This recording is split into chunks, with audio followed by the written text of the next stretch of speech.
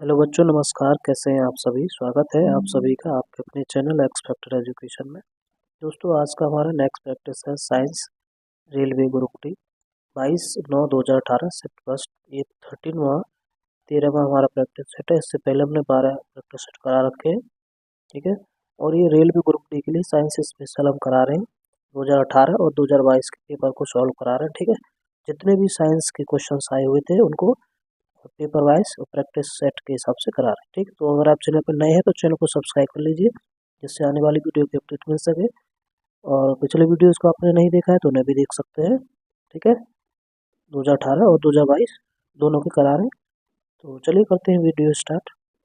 आज का पहला प्रश्न, जीवाश्म ईंधन जलने पर मुक्त कार्बन, नाइट्रोजन और सल्फर के ऑक्साइड कहलाते हैं।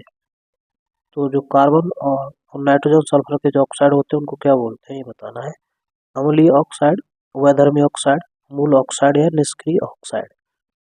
तो ये अम्लीय ऑक्साइड होते हैं, कार्बन, नाइट्रोजन, सल्फर के जितने भी ऑक्साइड, यानी कि जो मेटल होते हैं उनके क्षारीय ऑक्साइड होते हैं, और जो नॉन मेटल होते हैं उनके अम्लीय ऑक्साइड होते हैं। तो ये सभी नॉन मेटल है। अगला देखिए, सेकंड वाला, गैल्वेनोमीटर प्रयुक्त होता है प्रकाश की दिशा ज्ञात करने में, विद्युत धारा की दिशा ज्ञात करने में, ध्वनि की दिशा ज्ञात करने में, चुंबकीय प्रेरण की दिशा ज्ञात करने में। तो गैल्वेनोमीटर विद्युत धारा की दिशा ज्ञात करने में यूज किया जाता है, सेकंड ऑप्शन। अगला देखिए तीसरा, एक ट्रक किनारे से फिसलकर 0.8 सेकंड में जमीन पर गिर जाता है। किनारा जमीन से कितना ऊंचा है? जी की वैल्यू 10 मीटर पर सेकंड स्क्वायर आपको लेना है। 320 मीटर, 0.32 मीटर, 32 मीटर या 3.2 मीटर, ठीक। तो देखिए इसको कैसे निकालना है। एक ऊंचाई निकालनी, ऊंचाई मतलब उसकी दूरी। तो ये होता है डिस्प्लेसमेंट, यानी कि उसको एच बोल सकते हो। जब हाइट के केस में जो चीज़ें ऊपर नीचे रहती है तो एच लेते हैं इसको, ठीक है ना। U T plus half g t square, ये फॉर्मूला होता है। तो यहाँ पे यू जो विरामावस्था से चल रहा है ट्रक, तो ये 0 हो गया। तो 0 plus half g t square. G की वैल्यू 10 है, टी की वैल्यू कितना है 0.8 सेकंड, 0.8 का स्क्वायर करोगे कितना होगा 64, यानी 0.64 आएगा। इससे इसको काटोगे तो ये कितना आ जाएगा 0.64 इंटू 10/2। इससे कट करोगे ना, ये कितना हो 640, डिवाइड करोगे तो कितना आएगा 3.2, ये 4, ठीक है ना।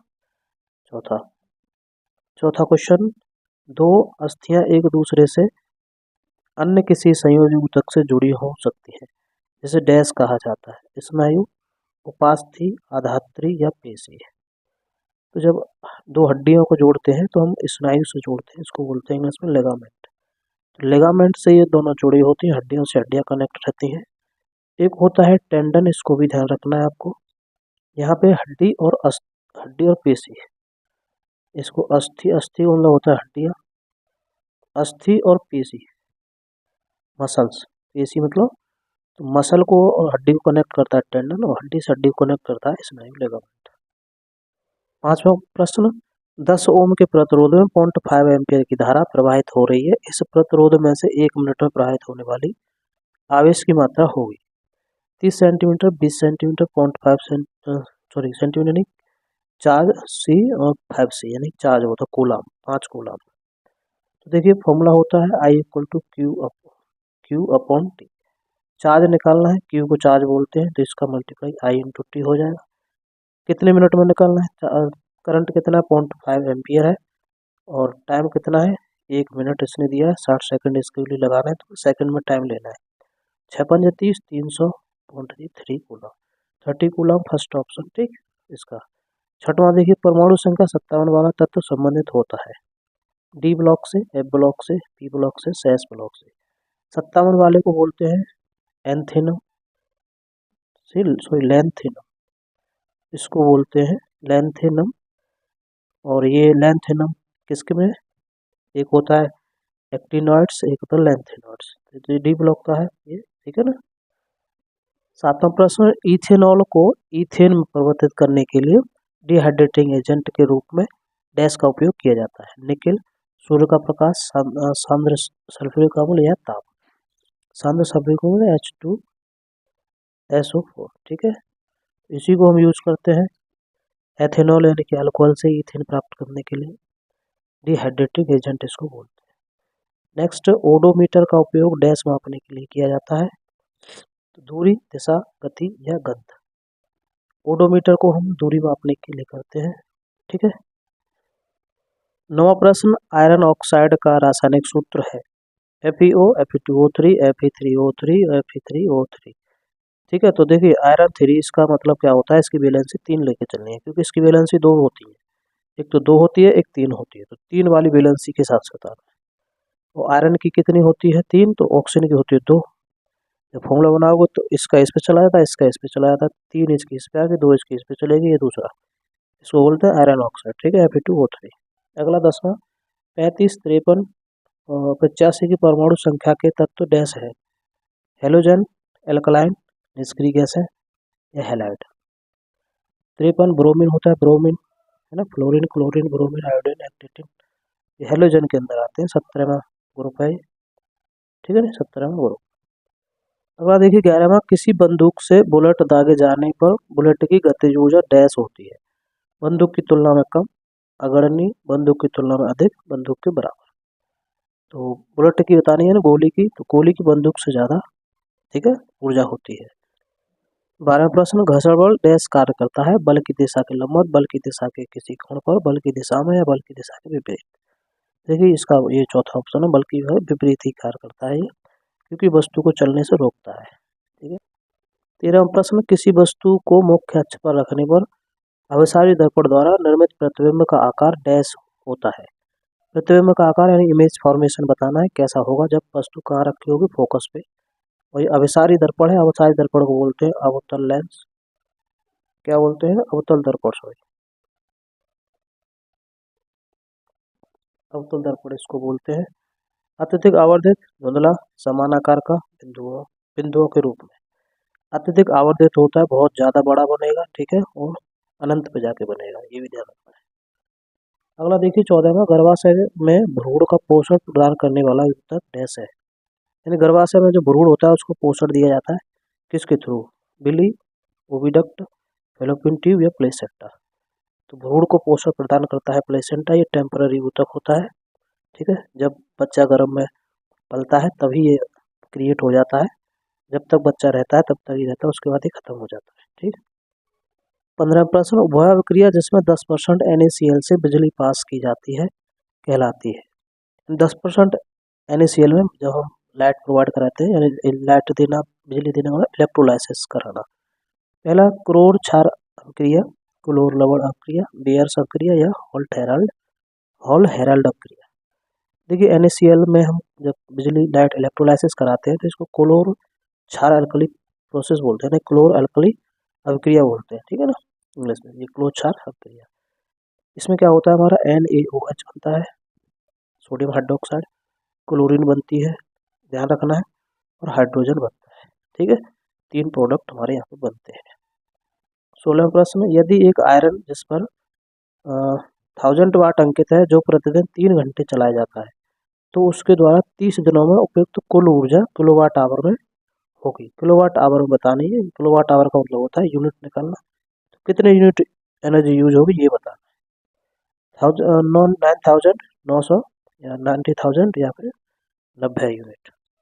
तो देखिए जब हम किलोवाट आवर में, देखो लिखने का मतलब है 1 घंटे में इतना यूज करेगा, 3 घंटे यूज कर रहे हैं, 3 घंटे में 3000 वाट हो गए एक दिन में, लेकिन 30 दिन में कितना होगा, तो 9000 वाट, कितना होगा, 90,000 वाट, सॉरी 90,000 वाट होगा, लेकिन हमें चाहिए किलोवाट आवर में, तो हम 1000 से इसको डिवाइड करेंगे, किलोवाट आवर में आ जाएगा, 3 जीरो से 3 जीरो खत्म, 90 वाट, 90 किलोवाट आवर, 90 यूनिट बनेगी, ठीक है, ये चौथा ऑप्शन है इसका। 17वां प्रश्न, बिलियन ए का पीएच मान 6 है, बिलियन बी का पीएच मान 8 है, बिलियन सी का पीएच मान 2 है, किस विलयन को हाइड्रोजन आयन की सांद्रता सबसे अधिक होगी, हाइड्रोजन आयन की सांद्रता बतानी, सी ए किसी में भी हाइड्रोजन आयन नहीं है, बी, ठीक है। तो देखिए हाइड्रोजन आयन की सांद्रता उसमें ज़्यादा रहेगी जिसका पीएच वैल्यू कम रहेगा, सबसे पीएच वैल्यू सी का कम है तो सी की कम रहेगी, ठीक है। और जितना जिसकी पीएच वैल्यू कम होती है 7 से, उसको अम्ल बोलते हैं, तो ये अम्ल है, और स्ट्रॉन्ग एसिड है, यानी मजबूत, जिसको अम्ल बोलेंगे, तो इसका ऑप्शन ही पहला रहेगा सी। अगला देखिए 18वां, डैश में मुगलन द्वारा प्रजनन हो सकता है। मुगलन, मुगलन को इंग्लिश में बोलते हैं बडिंग, BUDDING, बडिंग इसको बोलते हैं मुगलन को। लोबस्टर, स्टारफिश, हाइड्रा या केंचुआ। तो हाइड्रा के अंदर ये बडिंग आपको देखने को मिलेगी मुगलन, ठीक है। इसमें रीजनरेशन की पावर होती है, तो ये इसको कह सकते हैं कि अमर है, मरता नहीं है, क्योंकि ये मर जाएगा तो फिर दोबारा इसके अंदर वो हो जाएगा, तो इसको रीजनरेशन इसके अंदर होती है। हमारे अंदर एक पार्ट होता है उसमें रीजनरेशन की पावर होती है, वो होता है लीवर। कहीं से अगर वो डैमेज होता है तो वो खुद ही दोबारा रिपेयर हो जाता है अपने आप। 19वां प्रश्न, व्हिटेकर के वर्गीकरण के अनुसार डैश समूह में शामिल जीवों के पूर्णतः विकसित नाविक नहीं पाया जाता है। यानी पूर्णतः विकसित नाविक नहीं होता है व्हिटेकर के अनुसार। कवक, प्रोटिस्टा, प्लांटी या मोनेरा। तो देखिए 5 जगत प्रणाली इन्होंने दी थी, उसमें एक पहला ही जो था मोनेरा था, फिर प्रोटिस्टा, फंगी, कवक, ठीक है ना, उसके बाद एनिमिलिया। तो सबसे पहला वाला इसमें पूर्ण विकसित नहीं था। 20वां प्रश्न, उन 3 तत्वों को नामित करें जिसके बाहरी सेल में केवल एक इलेक्ट्रॉन होता है। Magnesium, calcium, barium, lithium, sodium, potassium, helium, neon, argon, magnesium, helium, neon. तो बाहरी सेल में एक इलेक्ट्रॉन होने का मतलब है फर्स्ट ग्रुप का एलिमेंट कौन से हैं, तो एक लिथियम है, सोडियम है, पोटेशियम। लिथियम Li का 3 होता है, सोडियम Na का 11 होता है, के पोटेशियम का 19 होता है। इलेक्ट्रॉन विन्यास 2 1 2 8 1 2 8 8 1, ठीक। सबके पीछे 1 आ रहा है, तो ये पहले दूसरा वाला हो जाएगा, ये फर्स्ट ग्रुप के एलिमेंट है, ठीक है। 21वां प्रश्न, जठर ग्रंथियां द्वारा स्रावित हाइड्रोक्लोरिक अम्ल डैश एंजाइम की क्रिया का आसान कर देता है। पेप्सिन, एमाइलेज, लाइपेज या ट्रिप्सिन। जठर ग्रंथियों द्वारा स्रावित होता है, ऑक्जेंटिक, जठर ग्रंथियों में भी ऑक्जेंटिक सेल होती है उसके अंदर से, ठीक है। तो ये जो पेप्सिन है इसको आसान करता है, क्योंकि इसके रिलीज होने से एक हमारा पेप्सिन होता है, एक रेनिन होता है, दोनों एक्टिवेट हो जाते हैं, ठीक है। इसके विदाउट प्रेजेंस के ये काम नहीं करेंगे, ठीक। अगला देखिए 22वां, एक तत्व समस्थानिक की द्रव्यमान संख्या 298 है, यदि उसके नाभिक में 189 न्यूट्रॉन है तो उसकी परमाणु संख्या क्या होगी। परमाणु संख्या हमारी प्रोटॉनों की संख्या के बराबर होती है। फॉर्मूला होता है आपका ए मतलब मास होता है Z + N, Z होता है परमाणु क्रमांक। अब देखिए भार दिया है, ए दिया है 298, और इसको इधर लाओगे तो माइनस हो जाएगा, न्यूट्रॉनों की संख्या 189। तो आप इसको माइनस करें 189 को, तो क्या आ जाएगा, ये पहला 109 इलेक्ट्रॉन्स और परमाणु संख्या निकल आएगी, ठीक है, ये Z। तो ये था आज का प्रैक्टिस सेट, ठीक है। इसमें 22 ही प्रश्न थे, पूरे हमने करा दिए हैं। तो आपको प्रैक्टिस सेट कैसा लगा, आपको कैसे लगते हैं हमारे एक्सप्लेनेशन, ये हमें कमेंट में ज़रूर बताया करें आप लोग, जिससे हम और भी बेहतर कर पाए आगे वीडियो में। तो वीडियो को देखने के लिए धन्यवाद, मिलते हैं नेक्स्ट वीडियो में।